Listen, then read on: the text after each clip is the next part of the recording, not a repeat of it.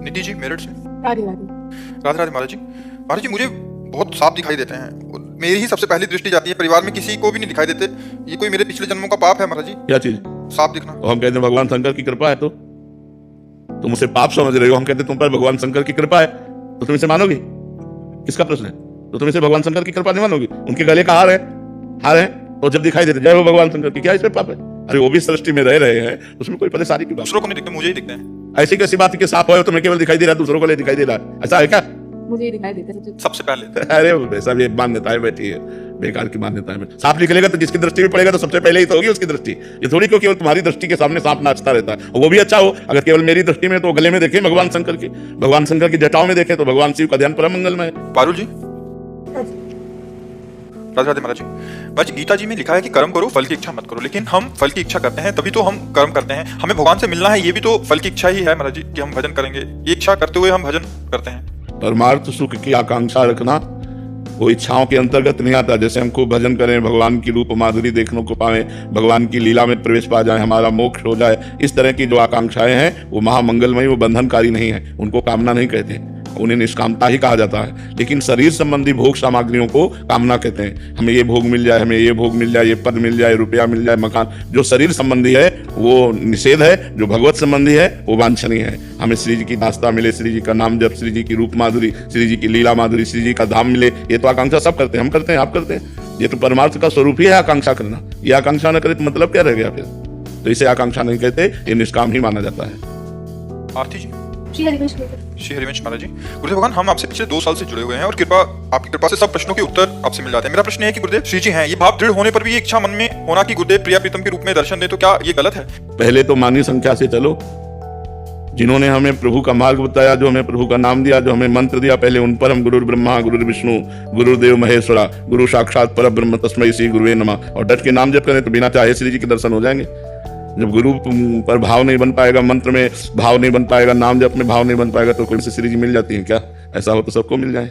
खूब डट के भजन करो गुरु चरणों। जिनके जाने जानिए युगल चंद्र सुकुमार, तिनको तिनहुन ते अधिक प्रिया प्रीतम से अधिक भावना करे, मोरे मन प्रभु विश्वासा राम ते अधिक राम कर दासा, तभी मार्ग पुष्ट होता है। प्रतिभा जी। राधे राधे महाराज जी। महाराज जी, हर परिस्थिति में सुखी किस प्रकार रह सकते हैं, इसका कोई उपाय है? क्षमता, मोड़ पर मुस्कुराते रहें। क्षमता में क्षमता है। अगर क्षमता नहीं आई तो फिर नहीं रह सकता। जो मान अपमान में सम, शत्रु मित्र में सम, दुख सुख में सम, जो लाभ हानि में सम, वही मुस्कुरा सकता है। और ये जितना भजन करोगे, शास्त्र स्वाध्याय करोगे, सत्संग सुनोगे, उतने धीरे धीरे समता आती चली जाएगी। तीनों बातें जीवन में होनी चाहिए, खूब नाम जप, शास्त्र स्वाध्याय और सत्संग, तो हमारे अंदर क्षमता आएगी। क्षमता में समता जागृत होती है और समता में क्षमता स्थित हो जाती है। वो बड़े बड़े दुखों को भी मुस्कुरा कर सह सकता है। कृष्णा शर्मा जी। महाराज जी, सब कहते हैं कि सुख में सुमिरन सब करें, दुख में करें ना। कौन करता है सुख में सुमिरन? सुख में सब बावरे बन करके भोगों में लगे हुए हैं, सुमिरन कहाँ कर रहे हैं? सुख में सुमिरन कहाँ कर रहा है? सुख में यदि सुमिरन करे तो दुख काहे का होए? सुख में यदि सुमिरन करे तो दुख काहे का होए? दुख क्यों हो जाएगा? सुख में सुमिरन कर रहा है तो फिर तो उसका चकाचक आनंद में मंगल में दिशाएं होंगी। भाव को भाव अनक आलसहु, नाम जपत मंगल दिश दसहु, भगवान उसका सर्व मंगल कर देंगे। तो हर स्थिति में भगवान का भजन करे तो सुख में फूल करके भूल जाते हैं प्रभु को, और जब दुख आता है तब बिललाते हैं। विषाद, नाना प्रकार की चिंताएं शोक ये घेर लेती हैं। इसलिए हमें चाहिए सुख में एक एक सेकंड व्यर्थ न जाने पावे। खूब राधा राधा राधा राधा नाम जप करो तो दुख को जीत जाओगे आप। दुख आने पर आप परास्त नहीं होगे। भाई मैं सुखी होती है तो बहुत अच्छा सिमरन चलता है, लेकिन परेशानी होती है तो बहुत पूजा पाठ घट। बिल्कुल सही सुमिरन नहीं चलता है। जब सुख में सुमिरन चलेगा तो परेशानी में तो डबल चलेगा। अभी सही पटरी पे गाड़ी नहीं है। सुख में सुमिरन धीमा चलेगा तो दुख में सुमिरन रफ्तार से चलेगा, क्योंकि प्रभु के सिवा कोई दुख मिटाने वाला है नहीं। राधा राधा राधा राधा सुमिरन छूट जाए तो इसका मतलब है तुम्हारा अभ्यास ठीक नहीं है, तुम्हारी निष्ठा नहीं है, तुम्हारी भजन में प्रीति नहीं है, इसीलिए छूट गया। नहीं तो तद विस्मरणेन परम व्याकुलते थी, भगवान का विस्मरण होने पर परम व्याकुलता पैदा हो जाए। त्रिभुवन की राज्य लक्ष्मी देने पर भी जो आधे पल के लिए भगवान का विस्मरण नहीं करता वही महाभागवत है, वही भक्त है। ऐसे थोड़ी खिलवाड़ थोड़ी है भजन मार्ग। सुषमा सारस्वत जी, हाथ रस। राधे राधे महाराज जी। गुरुदेव, माला करते समय, पूजा करते समय मन बहुत भटकता है, माला हाथ में चलती है, नाम मुख से निकलता है। बस इसी से काम हो जाएगा, उसकी भटकन मिट जाएगी। लगे रहो, लंबे समय तक लगे रहो। ये जो भूत भविष्य की बातें फेंकता है ये गंदा मन है। जब भजन से निर्मल होने लगेगा तो ये सब शांत हो जाएंगे, सब डिलीट हो जाएगा, मन निर्मल हो गया। लगे रहो, परेशान मत हो, उसकी भूत भविष्य की बातें फेंकी हुई मत देखो, मत सोचो, निरंतर नाम जब करते रहो सब ठीक हो जाएगा। नीता तिवारी जी, राधे राधे महाराज जी। महाराज जी, पिछले दिनों श्राद्ध का खाना खाने के बाद मेरे भाव बदल गए। 4-5 दिनों तक मेरा नाम जब तो चलता रहा, किंतु स्मरण छूट गया। महाराज जी, श्राद्ध का खाना खाना उचित है क्या? ब्राह्मणों को श्राद्ध का भोजन पवाया जाता है। अब अपने घर में श्राद्ध है तो उनको पवा कर फिर प्रसाद पा लेते हैं, उसमें कोई परेशानी नहीं। पिताजी की श्राद्ध थी। मतलब ब्राह्मणों को पवा कर पाया? नहीं, हमारे भाई की पिताजी की श्राद्ध होती है हमारी। हाँ, तो घर में ही तो थी ना। हाँ, तो ब्राह्मणों को पवाया गया ना? नहीं, हम ही लोगों को नहीं, ऐसा कोई श्राद्ध नहीं होता। चाहे एक ब्राह्मण को चाहे पवावे, शास्त्र सिद्धांत है। वैदिक सिद्धांत से चलोगे तो ठीक माना जाएगा। अगर सरकारी काम में थोड़ी भी त्रुटि हो जाए तो बात बिगड़ जाती है। ऐसे भागवतिक कार्य है। अगर श्राद्ध पिता का किया था तो चाहे एक ब्राह्मण बुलाते, वैदिक ब्राह्मण बुला के उसके पैर धो के उसकी आरती करके उसको आसन पर बैठा कर उसको पवा कर फिर पाइएगा। सिद्धांत है तो सिद्धांत के अनुसार चले। श्राद्ध जो किया जाता है उसमें एक ब्राह्मण 1, 11, 21, 101, 151 जितनी सामर्थ्य पर 1 से शुरू होता है, तो एक ब्राह्मण तो बुला ही सकते हैं ना। दक्षिणा दे दी, भोजन पवा दिया, जय हो महाराज आपकी। तो ऐसा जो हमारी शास्त्रीय सिद्धांत है उसके अनुसार चलोगे तो वैसे ही लाभ मिलेगा। मनमानी करोगे तो मनमानी है। प्रीति जी, मध्य प्रदेश। राधे राधे महाराज जी। महाराज जी, जब मैं पिछली बार वृंदावन आई थी तो मानसिक संत अपराध और मथुरा में अपराध बन गए, जिससे जो आपकी कृपा से भजन और दिनचर्या होती थी वैसे कुछ अब नहीं हो रही। महाराज जी, सब प्रमादी आचरण होने लगे, कृपा करके क्षमा करें महाराज जी। वैसे जहाँ अपराध बन जाए तो वहीं अपराध क्षमापन मांगे, भगवान कृपालु क्षमा कर देंगे। और डट के भजन करें। हाँ, नहीं, डट के भजन करो, सब क्षमा हो जाएंगे। मांगने की ज्यादा जरूरत नहीं। केवल एक अपराध ऐसा है जिसमें आपको घुटने टेकने ही पड़ेंगे, वैष्णव अपराध। अगर वैष्णव निंदा कर दी, वैष्णव अपराध बन गया, वैष्णव दुखी हो गया तो उसी वैष्णव के पैर पकड़ने पड़ेंगे, दूसरा कोई उपाय नहीं तो और नाम जप करने से सब नष्ट हो जाते हैं पाप। मैं परिक्रमा कर रही थी तब तीसरी घाट में संत सो गए। हाँ, अब ऐसे किसी संतों के प्रति दोष बुद्धि नहीं करना चाहिए। एक संत 4 बजे सोते थे, तो जब सब स्नान के लिए उठते तब वो चद्दर तान के लेटे होते थे। तो हमने कहा ऐसा कैसे? वो 8 बजे तक सोते। तो हमें लगा कि इनकी जांच की जाए। तो जांच किया तो जब सब सो गए तो आसन में वो बैठ गए, रात भर भजन किया। जब सबके जगने का समय आया तब सो गए। अब ज्यादातर लोग उनको यही कहते थे, पड़े सोता रहता है। 4 बजे से 8 बजे तक 4 घंटा सोए, पूरी रात भजन किए। तो संतों को पकड़ पाना कठिन है।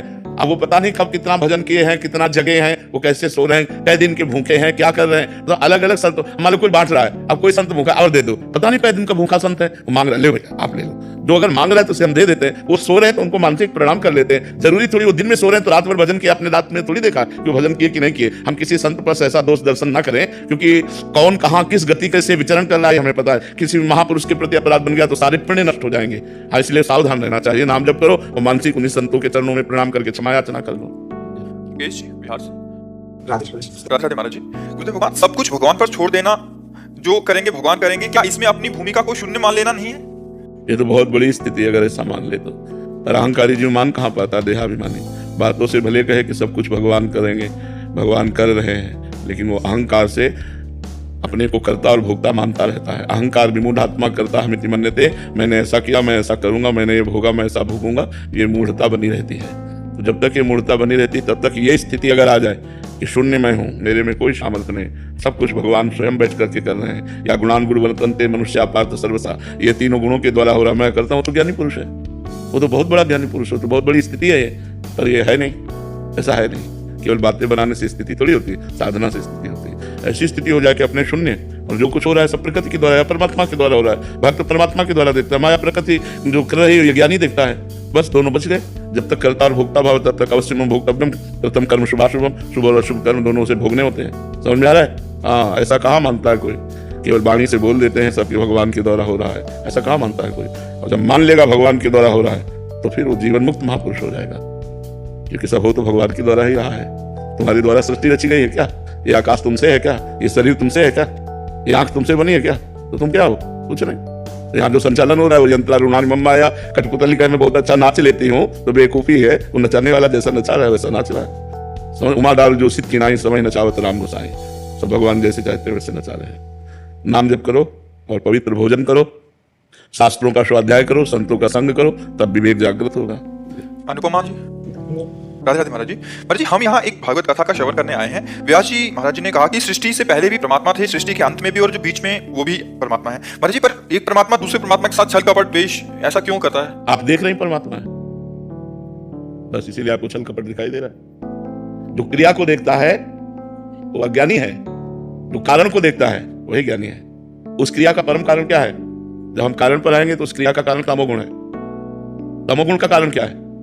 मूल प्रकृति। मूल प्रकृति का कारण क्या है? ब्रह्म। तो परम कारण कौन हुआ? ब्रह्म। तो सर्वम कल्मिदम ब्रह्म, खत्म के। अभी आप क्रियाएं देख रहे हैं इसलिए अज्ञानी है। क्रियाओं को देखने में तो राग है, द्वेष है, अच्छा है, बुरा है, स्त्री है, पुरुष है, उत्तम है, अधम है, महात्मा है, दुरात्मा है, ये सब संसार है। लेकिन इसी में परमात्मा है ऐसा जान गया हो तो महात्मा है। समात्मा सुदुर्लभा वासुदेवा सर्वमिति, समात्मा सुदुर्लभा, सब जगह भगवान वासुदेव है ऐसा ज्ञान हो जाना बड़ा दुर्लभ बात है। नाम जप करो, भजन करो, शास्त्र स्वाध्याय करो, तब समझ में आएगा। अभी तो ऐसे सुन लिया है, बड़ी कृपा हुई, अब इसको गुनो, मनन करो, अंदर बैठा लो, सब जगह भावना करो, भगवान कृपा करेंगे, अनुभव में आ जाएगा। श्वेता जी, राधे राधे। राधे राधे महाराज जी। महाराज जी, निर्गुण भक्त कैसे बने? किसी निर्गुण महात्मा की शरण में जाओ। बिना सदगुरु की शरण में गए थोड़ी कोई ज्ञान प्राप्त होता है। किसी निर्गुण उपासक महापुरुष की शरण में जाओ, वो तुम्हें मार्ग बताएगा कैसे। ये वेदांत सब निर्गुण निराकार की उपासना का तो वर्णन कर रहे हैं। जितना उपनिषद है, वेदांत है, वो सब उसी परम तत्व का तो वर्णन कर रहा है। तो आप उसकी शरण में जाओ, वेदांत पढ़ो, निर्गुण निराकार के विषय में ज्ञान प्राप्त हो जाएगा। और सही पूछो तो निर्गुण और निराकार तुम्हारा ही स्वरूप है। जो तुम्हारा स्वरूप है वो निर्गुण है, निराकार है, पर आप अपने को आकार मान करके बंध गए हैं। आकार से हटिए तो निराकार को जान जाएंगे। अब उस हटने का क्या उपाय? वही शास्त्र साधन है, जो साधन गुरुदेव बताते हैं, उसके द्वारा हम जब चलते हैं तो हम इन आकारों से हटकर उस निराकार में स्थित हो जाते हैं, जो हमारा स्वरूप है, हमारी आत्मा है, जो परमात्मा है। नाम सुबेदार नवीन कुमार जी। जी हरिवंश महाराज जी। महाराज जी, हम आपके प्रवचन को 2020 से अनुसरण कर रहे हैं। महाराज जी, आपने बार बार कहा है कि कोई भी महान साधक तभी बनता है जब वो भगवान शिव की आराधना करता है। कृपया कर मुझे बताएं कि मैं सर्वप्रथम शिव जी की आराधना करूं या अभी श्री जी की राधा रानी की करूं, ताकि मेरे को भक्ति प्राप्त हो सके। वैसे हमारी तो प्रार्थना पहले भगवान शंकर की आराधना करो। जा पर कृपा न करहि पुरारी, शो न पाओ मुनि भगति हमारी। और एक गुपुत मत सबई कहो कर जोरी, शंकर भजन बिना नर भगति न पावे मोरी। तो प्रथम तो देवाधिदेव महादेव की आराधना करो। उनकी आराधना से ही भगवान की प्राप्ति होती है। श्री जी की तरफ मन लगता है। जैसा हम पर कृपा हुई तो महादेव की ही कृपा से मार्ग मिला है। कौन सा नाम जप करें? सांब सदाशिव, सांब सदाशिव। साईराज महाराज।